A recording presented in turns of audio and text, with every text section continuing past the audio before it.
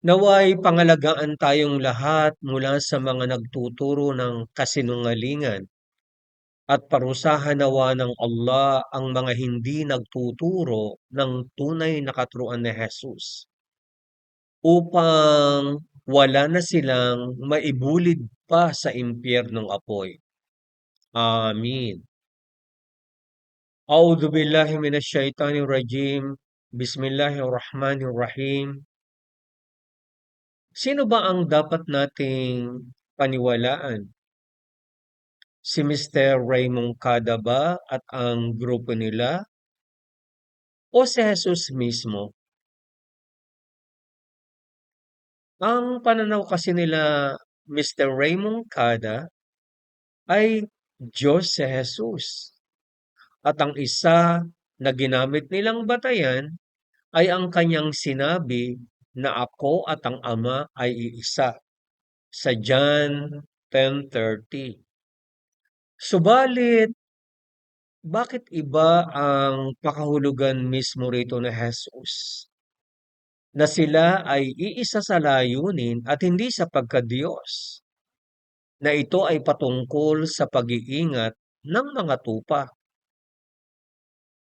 Sino ba talaga ang dapat paniwalaan sa kanila? Ang sinabi mismo ni Jesus o ang sinabi ng grupo ni Mr. Raymond Cada? Para sa kalinawan ng lahat, ay pakinggan natin ang mga nakasaad sa mga talata at pagkatapos ay ibigay natin ang tamang kahulugan batay sa context nito mismo. Ito po ang sinasabi, Gs 27 hanggang 30. Ayan. Dinirinig ng aking mga tupa ang aking tinig at sila'y aking nakikilala. At sila'y nagsisisunod sa akin, 28. At sila'y binibigyan ko ng walang hanggang buhay. Kailan may hindi sila malilipol at hindi sila agawin ng sinuman. At sa aking kamay, 29. Ang aking ama na sa kanila'y nagbigay sa akin ay lalong dakila kaysa lahat. At hindi sila maagaw ni numan sa kamay ng ama. Sa 30, ako at ang ama ay iisa. Ayan.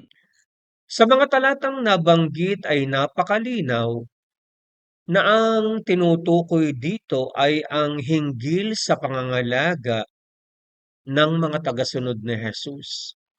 Meaning, ang kanyang mga tupa. At hindi ito literal.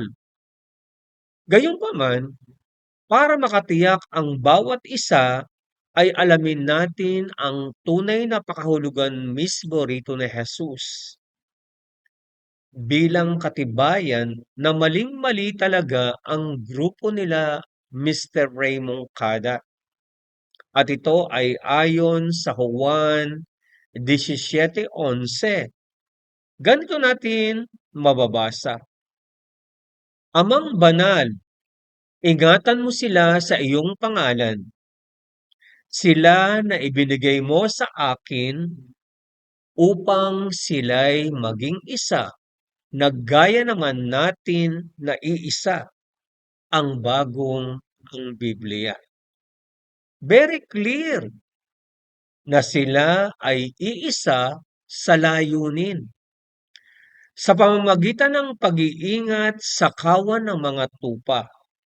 Ibig sabihin, pangangalaga sa mga tagasunod ni Jesus at hindi sa pagkadiyos, na tulad ng maling interpretasyon ng grupo nila Mr. Raymond Cada.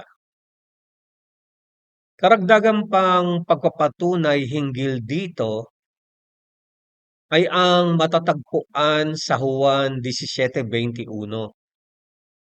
Upang silang lahat ay maging isa na gaya mo, Ama, sa akin. At ako'y sa iyo na sila na may sumaatin. Nakita ninyo kung gaano kalinaw at walang kaduda-duda? Hindi talaga sila iisa sa pagkadiyos. Upang sila'y maging isa na gaya mo, Ama, sa akin. Subhanallah. At ginamit mo pa yaong mga talata ng 31 hanggang 33 at pinagdiinan mo pa yaong talatang 33 para ma-justify kuno-kuno ang mali niyong paniniwala. Nagsidampot uli ng mga bato ang mga Hudyo upang siya'y batuhin. Sinagot sila ni Jesus, maraming mabubuting gawa na mula sa Ama ang ipinakita ko sa inyo. Alin sa mga gawang yaon ang binabato ninyo sa akin? 33. Sinagot siya ng mga Hudyo, hindi dahil sa mabuting gawa ay binabato ka namin, kundi sa pamumusong, sapagkat ikaw, bagaman ikaw ay tao, ay nagpapakunwari kang Diyos. Totoo ba ang sinabi rito ng mga Hudyo na kaya nila binabato si Jesus ay inangkin niya o sinabi niya mismo sa kanyang sarili na siya ay Diyos? Ipakita ninyo nga sa amin, Mr. Raymond Kada, kung saang talata ito ng Biblia matatagpuan. Please, utang na loob. Di ba palagi kayong challenge lalo na ng mga Muslim na magpakita kayo ng kahit na isa man lamang talata sa Biblia bilang katibayan na sinabi mismo ni Jesus na siya ay Diyos? Subalit hanggang sa ngayon ay wala kayong maipakita. Bakit? Kasi hindi niya ito inangkin kailanman. Kaya wala kayong mababasa sa Biblia hinggil dito. Bagkos ay kabaliktaran ang makikita ninyo. Sa halip ay tinawag si Jesus na alipin sa Juan 13:16. At sa Acts 4 na ang talata ay 30, ay tinawag naman siyang Holy Servant Jesus.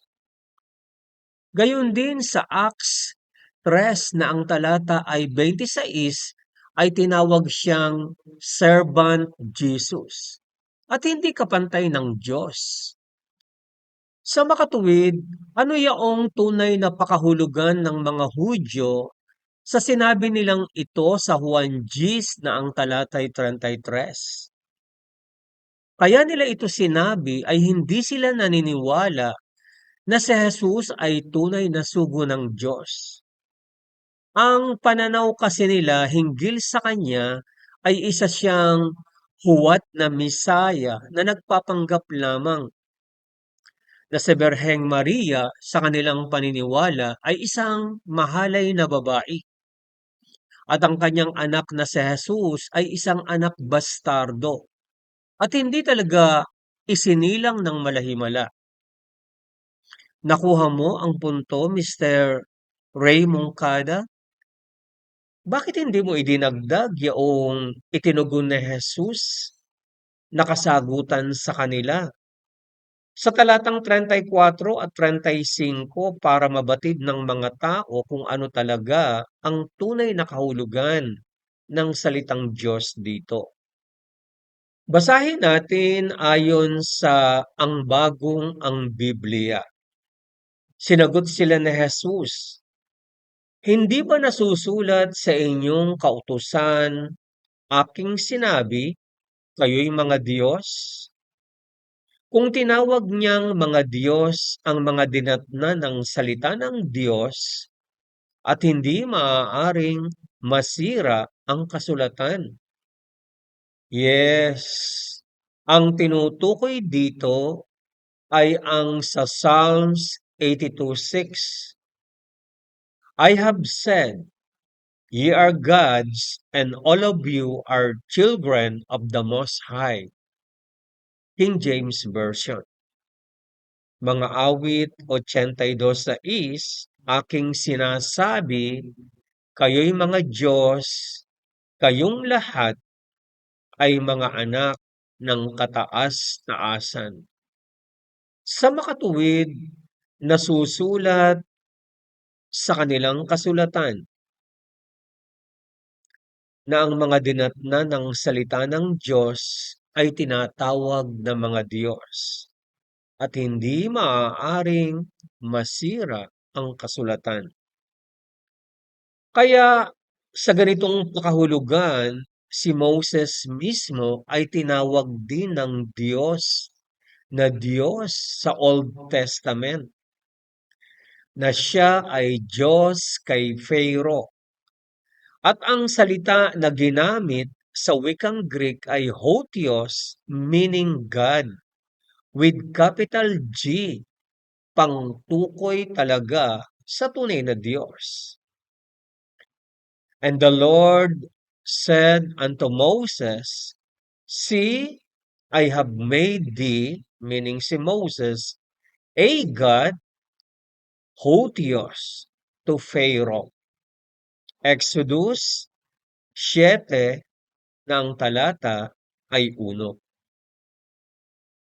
Sa wikang Pilipino ay ganito naman natin mababasa. Sinabi ng Panginoon kay Moses, Tingnan mo, ginawa kita bilang Diyos kay Paraon at si Aaron na iyong kapatid ay magiging iyong propeta. Ang bago ang Biblia. Kaya maling-mali talaga ang pakahulugan ninyo rito, Mr. Raymond Cada. Ginamit mo pa yaong Juan 17:3. Gayong napakalinaw sa talatang ito na si Jesus ay isinugo at hindi siya yaong tunay na Diyos. At ito ang buhay na walang hanggan na ikaw ay makilala nila na iisang Diyos na tunay at si Jesucristo na iyong sinugo. Malinaw, subhanallah. Kahit na sa wikang English ay napakalinaw na hindi Diyos si Jesus. And this is life eternal, that they might know thee, the only true God, and Jesus Christ, whom thou hast sent. King James Version. لقد كفر الذين قالوا إن الله هو المسيح ابن مريم قل فمن يملك من الله شيئا إن أراد أن يهلك المسيح ابن مريم وأمه ومن في الأرض جميعا ولله ملك السماوات والأرض وما بينهما يخلق ما يشاء والله على كل شيء قدير.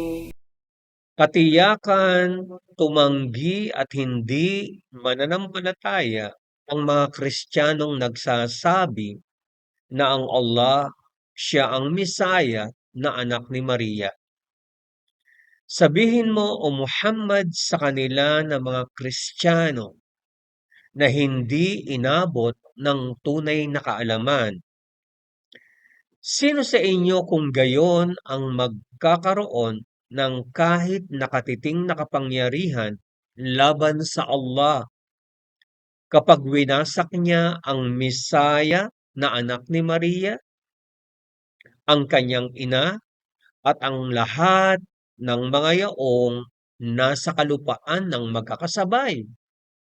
At pagmamay-ari ng Allah ang lahat ng mga nilikha sa mga kalangitan at ang mga nasa kalupaan. Nililikha niya ang anuman na kanyang nais at siya ang Qadir, ganap na makapangyarihan sa lahat ng bagay. Sa totoo lang, marami kayong maipapahamak sa kabilang buhay dahil inutusan niyo at napaniwala niyo ang mga tao na sambahin ang isa sa magiting at kagalang-galang na sugo ng Allah. Naway pangalagaan tayong lahat mula sa mga nagtuturo ng kasinungalingan at parusahan nawa ng Allah ang mga hindi nagtuturo ng tunay na katuruan ni Jesus upang wala na silang maibulid pa sa impyernong apoy. Amin. Subhanakallahumma wa bihamdik asyhadu an la ilaha illa ant wa astaghfiruka wa atubu ilaik. Wa akhiru da'wana anil hamdulillahi rabbil alamin.